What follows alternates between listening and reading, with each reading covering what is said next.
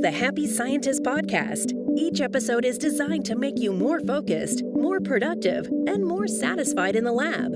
You can find us online at bitesizebio.com/happy scientist. Your hosts are Kenneth Vogt, founder of the executive coaching firm Vera Claritas, and Dr. Nick Oswald, PhD, bioscientist, and founder of Bitesize Bio.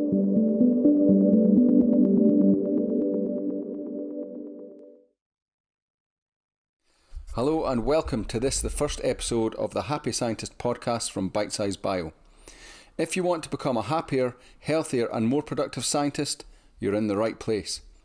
I'm Nick Oswald, the founder of bitesizebio.com, where we provide bioscience researchers with help for improving their technical skills, their soft skills and their well-being. In this podcast, we'll be focusing on the latter of these three areas. With me today, actually the driving force of this podcast, is Kenneth Vogt. Kenneth would describe himself as an executive business coach. He runs a business that does just that, but really, Ken is a polymath, a master of reason and a truly expert mentor in personal and professional development. At Bitesize Bio, we call him Yoda. That's the esteem that we hold him in. I've worked with Ken now for over 7 years, with him as my business mentor and colleague, and I can safely say it has been the most transformative experience of my life. I invited Ken to start this podcast with me because from my time in the lab, I understand the pressures, the mindsets and the challenges that scientists face, and I knew that his expertise could help a lot of people. In these sessions, we'll hear mostly from Ken on principles that will help to shape you for a happier and more successful career. And along the way, I'll pitch in with points from my personal experience as a scientist and from working with Ken. So let's bring in the man himself. How are you today, Ken? I'm great. Thank you for a very kind intro. So we're going to jump right into this idea of being a happy scientist. Those are not two words you often hear strung together. And obviously, in any career, you can make it your own and you can find deep satisfaction in it. And you can do more than just get the work done. You can do more than just do enough to get your paycheck. So if we accept the premise that you could be productive and happy at the same time, that you could be happy in the lab, well, then we'd have to ask the question, well, what would it take? What would I have to do to be happy in the lab? And maybe what would I have to do different to be happy in the lab? So it all comes down to something that is fundamental about humans. And scientists are humans too. You have the same basic needs as other people. You know, the human animal has certain requirements. And we're going to talk about something in this episode and actually the next two episodes after it also that are going to bring this all together. Now, this is just a way of looking at the world. I'm not saying this is the truth with a capital T. You know, I'm not saying that this is the only way to observe things, but it's a way that works. And it's simple. It's something you can remember. It's something you can carry with you. You don't have to refer back to a manual and you don't have to be an expert in it. Because this isn't something that you're probably wanting to be an expert in. You've already got enough things you're supposed to be an expert in. So this is something that I'll be the expert for you, and then you can see some simple ways to apply it. Now, while all humans are different, obviously, we have a lot more in common than our differences. And there are a mix of needs that everybody has, and everybody has them all. And we're going to narrow this down to 6 human needs, things that everybody has to have satisfied in their life if they're going to be happy, and satisfied in their career if they're going to be happy with their career, or just satisfied in their job if it's just about something, we can go smaller and smaller and smaller, but your needs have to be met. So we're going to talk about them and how you can make a sustained effort to keep them always satisfied. And it will transform a lot of the things that are happening to you. You will find tasks that are difficult now or boring or irritating. You'll have a different experience with them. And so just to look at that another way around, Ken, Another way to look at that is that if you have whatever is going on in your life that is not optimal, whatever is stressful, whatever you would feel that you would like to change, it generally boils down to one of those needs not being fulfilled. And so if you examine it through this lens that you're about to provide, then it can give you a real handle on how to improve the situation, whatever it is.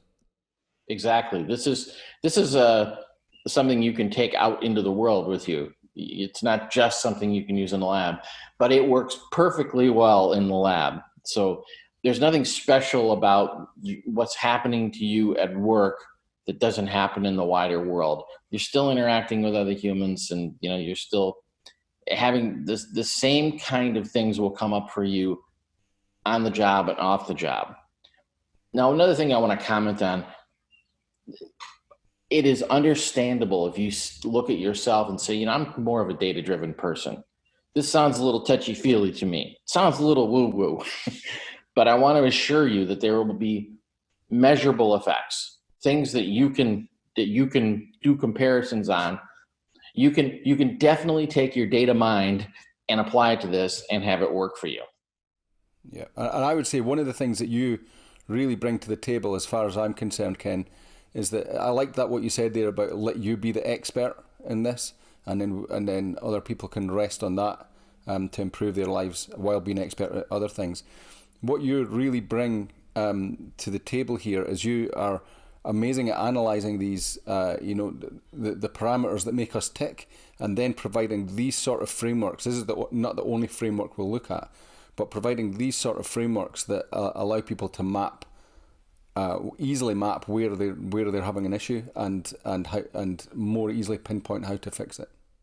Right, and it's just like having a good map. We all know when we look at a map that that's not the landscape, but a good map's really helpful, and it doesn't have to perfectly capture every possibility of the landscape. You don't need to see every blade of grass on it, but it has the parts that are necessary, the parts that matter to you, and that's what this will be. This will be that kind of map. So I want to step back here and think about how you got to where you are. Nobody who is a scientist working in a lab found themselves there by accident. That is not the kind of thing you fall into. Working at the car wash is the kind of thing you fall into. So this is something that where you've had a plan all along, and you've worked hard at it, and in some cases you've had to work extremely hard. And so you got focused on that path, and now you finally did it. You got through it all. You got through the schooling. You got your degrees. You got your PhD. You got the job in the lab, and now you're here and you're going, wow, this isn't quite how I imagined my life was going to be. It's just not what I thought. And it's not that there aren't good things about it or even great things about it, but it's got downsides that you didn't predict. And now that that's happening, you may be looking at this and saying, I don't know if I can keep this up forever. I can take it right now, but there's going to be a time when I'm going to burn out, or it's going to be too much, or I'm going to get so frustrated or irritated that I'm going to do something rash, like up and quit. So you realize I'm going to have to manage this situation, this environment. I can't just minimize it. I can't just pretend it away. So I want to assure you that you don't have to just endure your job. It's not just something to be got on with. You can actually love your job. You can love your career. And you can bring in things to it that you may feel like the environment is hindering, or your management is hampering, things like productivity and creativity. You can take these barriers and get rid of them. And you will find you can take more control of your own work and in fact, your own career than you might think possible. You might feel like you're jammed into a structure now, and there's so many layers of management above you that you just have no flexibility, but they can't control your inner world. So you could take total charge of that, and you can have a completely different experience with this. So obviously, we're going to talk about how you feel about your work and what's happening to you, but understand feelings impact your work. Emotions are a part of the human animal, and you are a human animal. You have that too. And it's an important part of how society works. This isn't just something that is incidentally layered on top. It is fundamental to who we are. So with all the things that you're facing that you don't like, the frustrations and the annoyances and the irritations, the answer isn't just to suck it up. You're not just supposed to suppress those feelings. Rather, what you want to do is manage those feelings. And maybe another way to put it is those experiences. Because you have an experience, but then you tell yourself the story about the experience. So I'll call that the difference between data and information. Data, those are just points. Information is the conclusion you draw from the points. And people are often drawing a conclusion that is not serving them very well. So they're thinking, my boss is a jerk. He doesn't pay attention. He doesn't care about my problems. He is missing the important information I've been giving to him that he even asked for, but he's not paying attention to it. You can build up all kinds of story like that. Or you can look at it and say, okay, I have somebody that I report to. They have their version of what they need to see in the world, what they need to get done. They need to get certain information from me to get that done. I've noticed that when I give them information, they're not always getting it. That is not that they're not receiving it, but they're not understanding it. They're not seeing the point. All right, well then I got to take a different tack, because my objective has got to be to make sure they get what they need. Well, now you've taken responsibility there instead of just feeling like a victim about it. Like, oh, poor me, my boss can't read a simple report. Well, if that's the case, then make it simpler. There's ways to go about that. You mean your boss has human needs too? Exactly. Everybody, that's the beauty of this. You're going to see this and go, wow, I can apply this to my spouse. I can apply this to my kids. I can apply this to the mailman. It works for everybody. And of course it works with your boss too. And it really can give you an insight into where people are coming from and why they're reacting the way they're reacting. So when it comes to these 6 human needs, we're going to talk in a lot of numbers here, and we're going to talk about structures for these numbers. You're going to love that part. So imagine that we have 6 needs. They're broad categories. Now, we're going to take those 6 needs and we're going to put them into 3 groups. So there's going to be 3 sets of 2 needs that play off each other. And those three sets are going to be 3 sets of contexts. So imagine that within each of those contexts, the 2 things are something that's inwardly focused and outwardly focused. We'll include a graphic that'll be in the show notes that'll show you this just visually. Because I know, some folks having a way of visually taking something in is helpful for them. But imagine something like a bullseye, and in the center we have one group of 2, and then the next ring out we have another group of 2, and the next ring out we have another group of 2, and one side is inward focused and the other side is outward focused. So you'll see that in picture. So today, for this session, we're going to talk about the first 2, the first group, the first context.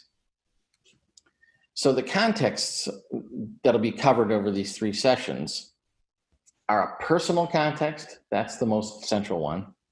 Then we move to a group context. And finally, we move to a universal context.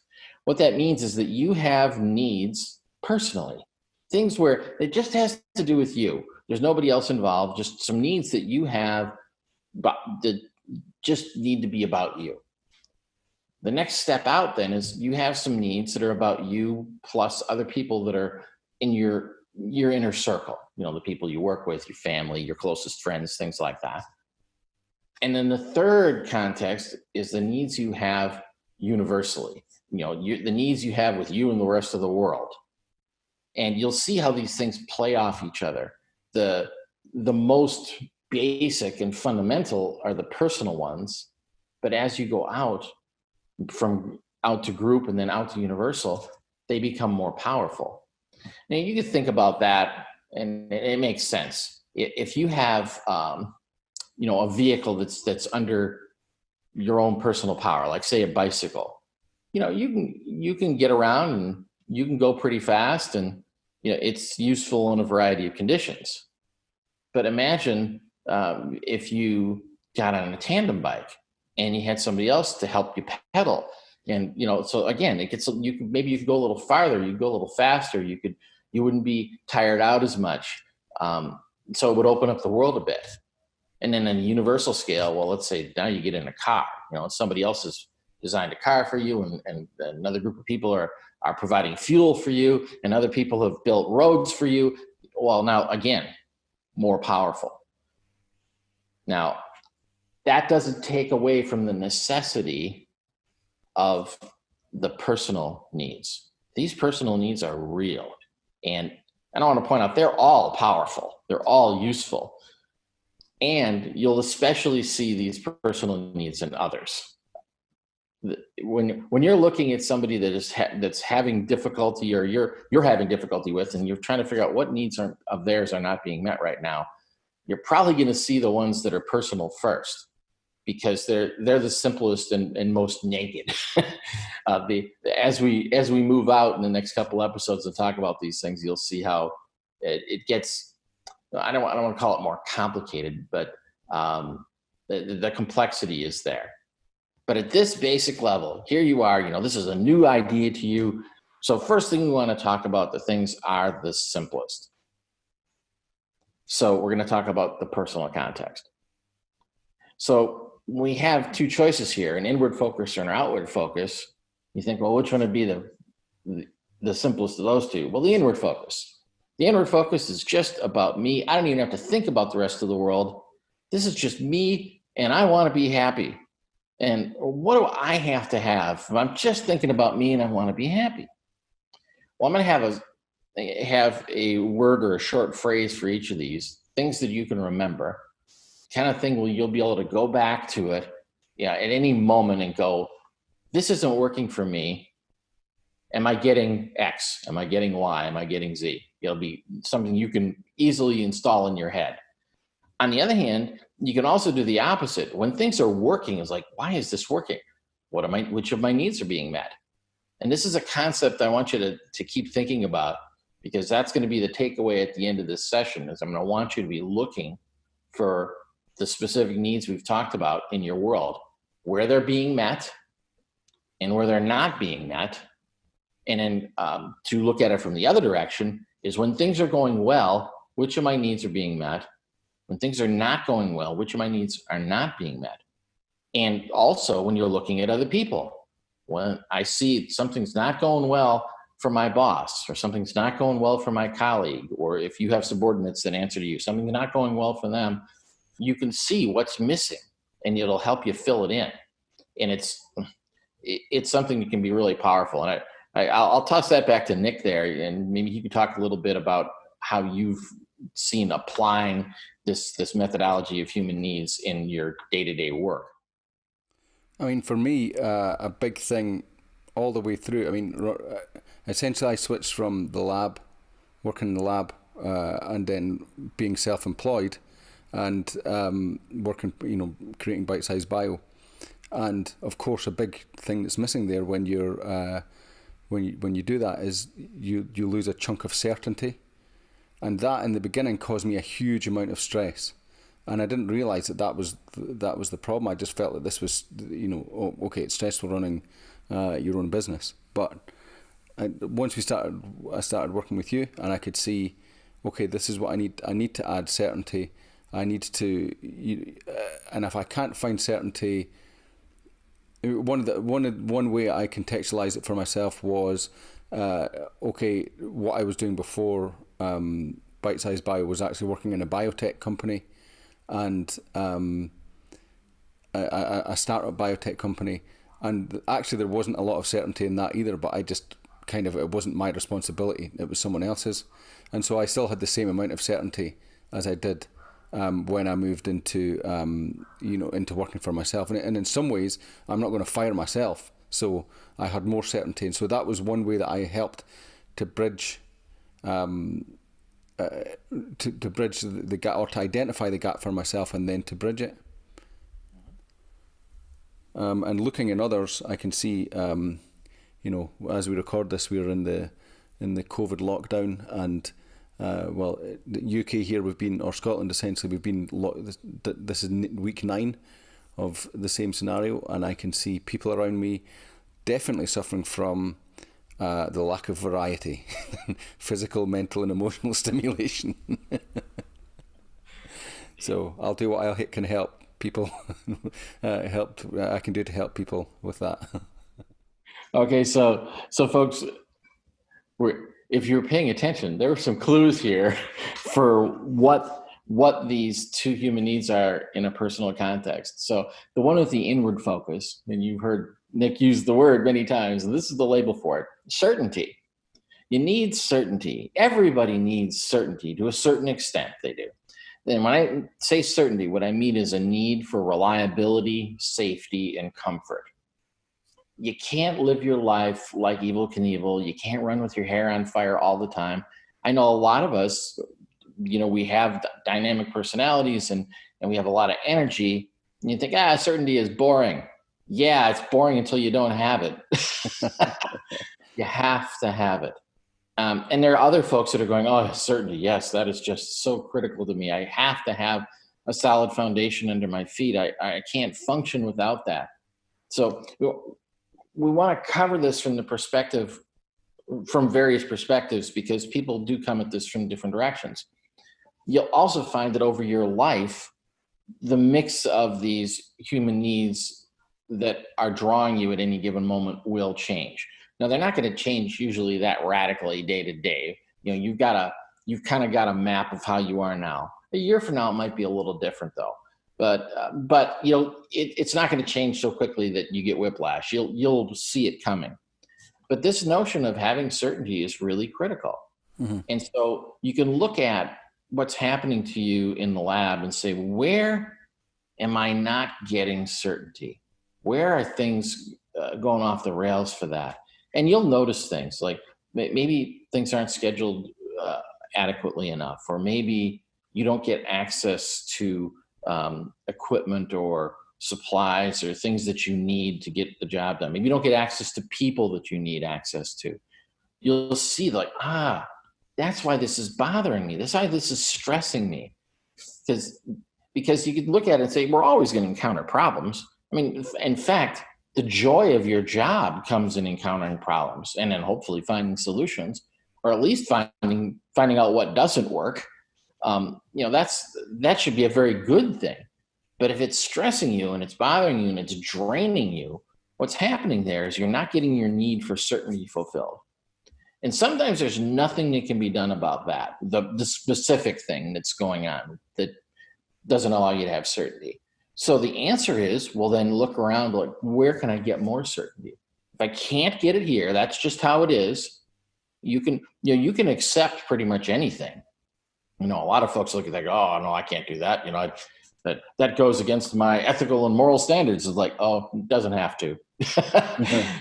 Yeah. Some things you just have to accept and say, you know what, I'm going to work on the things that I can have some influence over, that I have some say over, and not worry about the stuff that I can't control. I mean, you can drive yourself crazy that way, wanting control that you just aren't going to get. Now that being said, I'm not saying that you are required to be happy in your industry, in your career, and in this particular job. Any one of those things is malleable. If you choose, you might say, you know what, I love science and I love the lab, but I hate this lab. Okay, find another lab that will do a better job for you.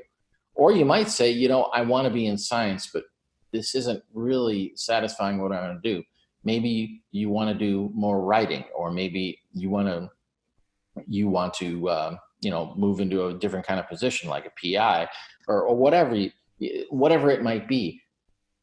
to be able to recognize that and see, hey, this isn't meeting my needs, and then to be able to do an assessment up front, but if I change to this, is that more likely to meet my needs? And if the answer is yes, well, all right, well, and then work on finding a path to getting there.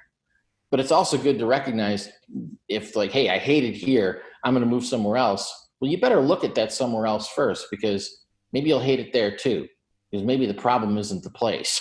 Yeah, I think that's a good point, Ken, is that it's easy to, and I kind of did that, kind of blamed the place where I was to begin with, when I wasn't happy.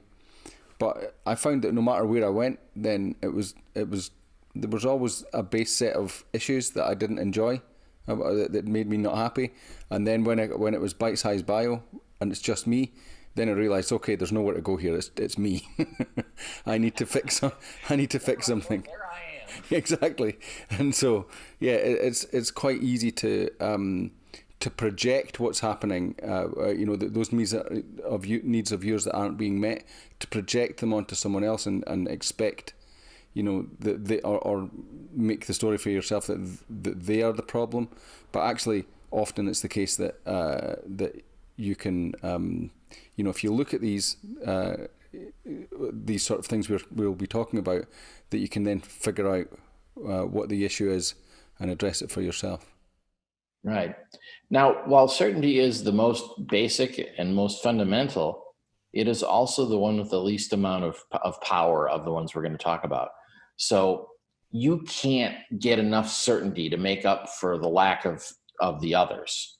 And that's something that you'll see people do. People that become control freaks, what they're doing is they're seeking to control anything they can because of the things that are out of control in their lives, or out of control in their job environment, or whatever it is. So while it's a good thing to realize that, hey, I can't have any certainty about this, so what I'll do instead is I'll get certainty about that, you got to find a level of satisfaction in that, where you're not just going, I can't control this part of what's going on here, so I'm going to control everything and everyone else.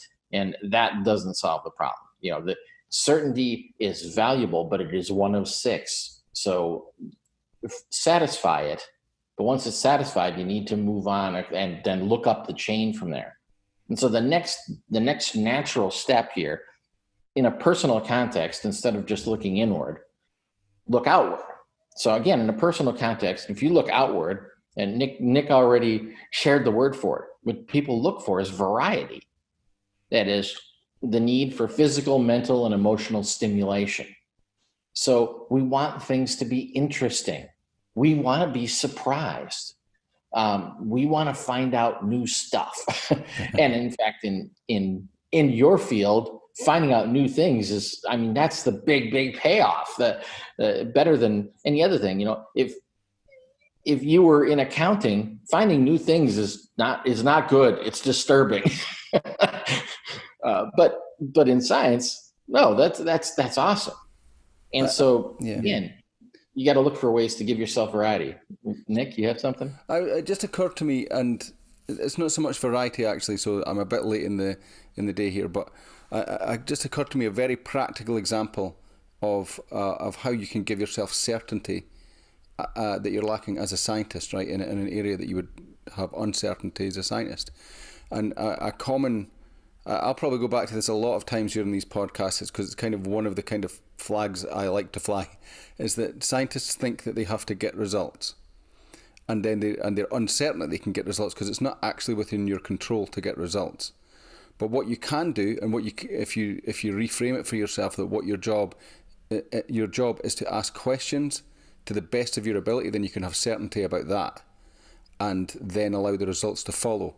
And that reframing is that fundamental reframing of your job as a scientist will provide you with certainty that you can, that could literally transform the way how much you enjoy your science, and actually it can transform the way that the results that you get, because you're more in a more relaxed mindset and more focused, and not worrying yourself all the time about why you're not getting results.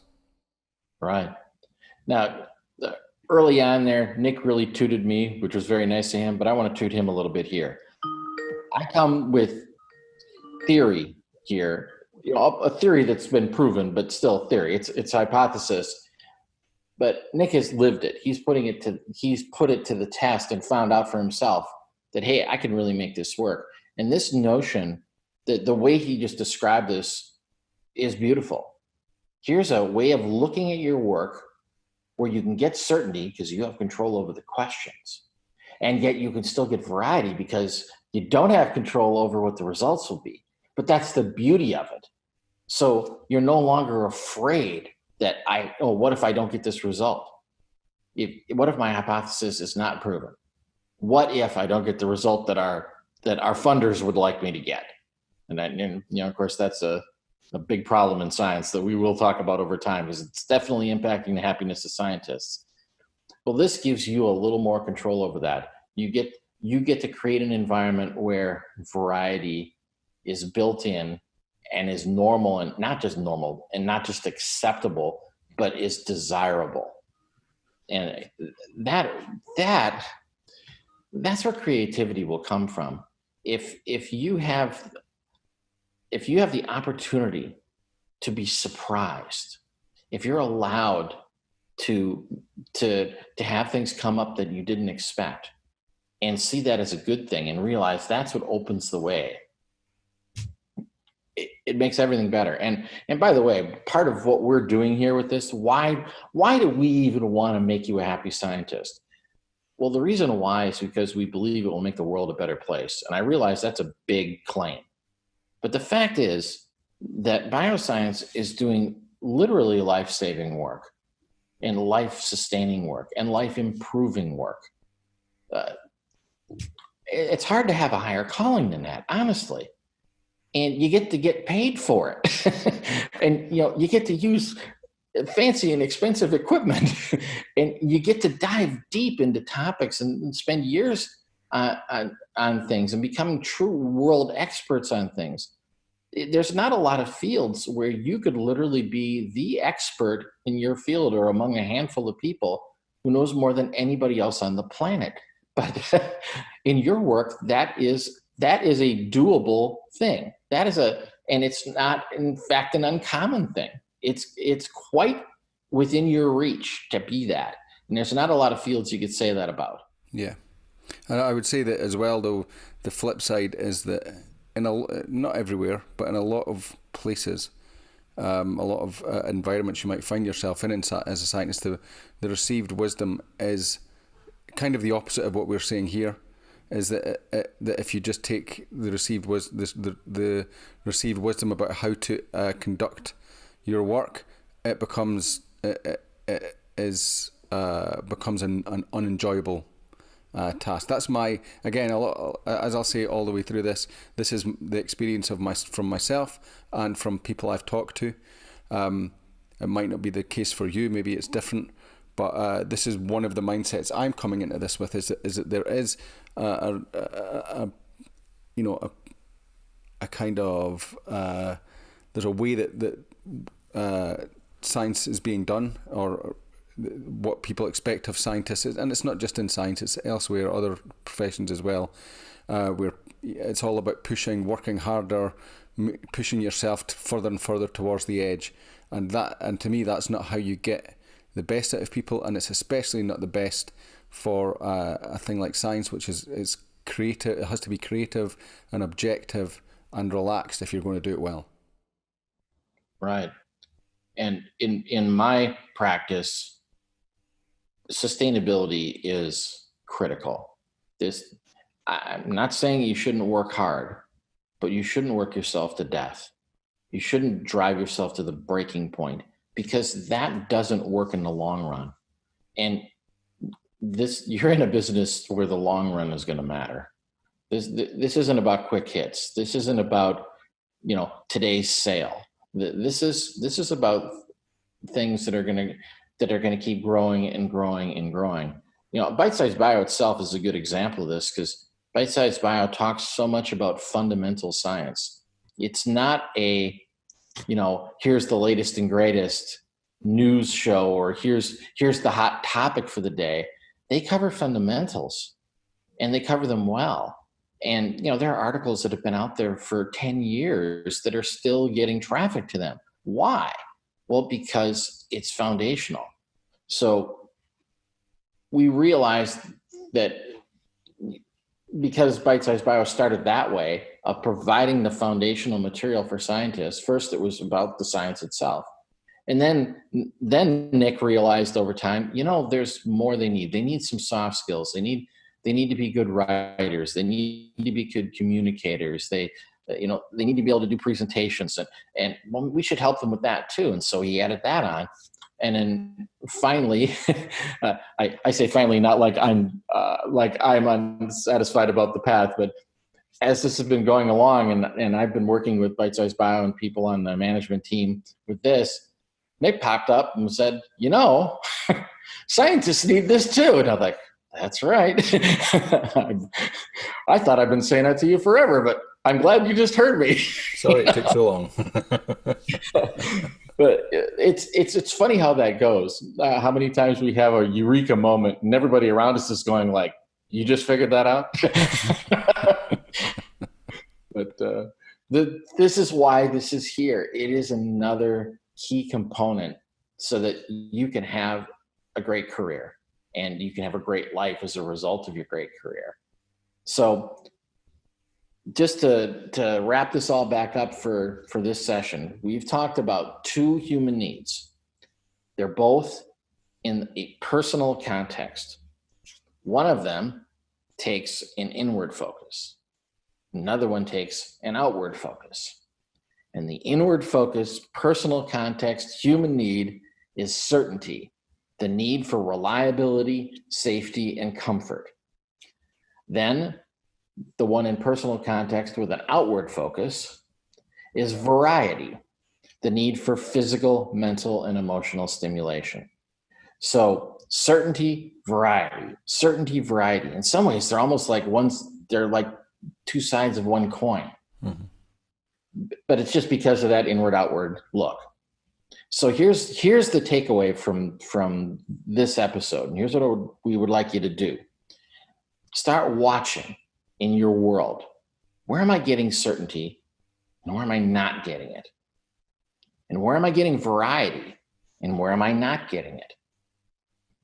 And then another way to look at it is when things go right. Did I get any certainty out of this? Did I get any variety out of this? And even more important, when things don't go right, did I fail to get some certainty here? Did I fail to get some variety here? Yeah. Then the next thing you can do is then look at the people around you and see for them especially when things are going wrong. Are they not getting certainty right now? Are they not getting variety right now? And can I fill that hole for them and see if I can turn this situation around? So the idea here is give you something you can remember. You don't have to go back to read a book or check some schedule or something. Certainty and variety. Be on the hunt for that in the world and watch for it. And take this and do it. Because here's the thing. We've all done this. I mean, all of us are learners and we are intellectuals. We have bothered to get a lot of knowledge. But knowledge is one thing. Experience is entirely a different thing. And you can be very erudite about any topic, but until you live it, you don't know. There are some things you just can't know. And the example I like to use for that is a man can be a gynecologist and he could know all about how a woman's body functions, but a 18-year-old female with a high school education knows more about being a woman than that 45-year-old male gynecologist, because she's got something he doesn't have. She's having the experience. So have the experience of certainty, have the experience of variety, and you will find that is more powerful even than the things you learned today in this episode. So in our next episode, we'll dig into the next group of two and show you how you can look at those things. And again, as I've alluded to, they get more powerful as we go. So I'm encouraging you to come back and hear more, because this is going to build on itself. And then in the end, we'll wrap it up when we have all six and show you a way that you can really make a powerful make a powerful practice out of this. So Right. is there anything else you want to add there, Nick? Yeah, I just want to add one more thing before we sign off, and that is that we'll be diving into a lot of stuff here. These podcasts will be very useful, but we'll be doing more deep dives into specific areas and maybe some challenges and exercises and things on our Facebook page that we've set up for this project. And you can find that by going to facebook.com/The Happy Scientist Club, all one word. And you can send us a join request in there and we'll add you, and then we'll take it from there. Yes, and we will definitely make it a point to interact with people in the Facebook group. We're very interested in what your experience is too, because this is another thing. We would love the feedback from you. We do want to hear from you. So yeah, I guess that's what to say about that. Okay, so thanks Ken. A great start to this podcast, and we'll see you all again soon for the next episode. Thanks.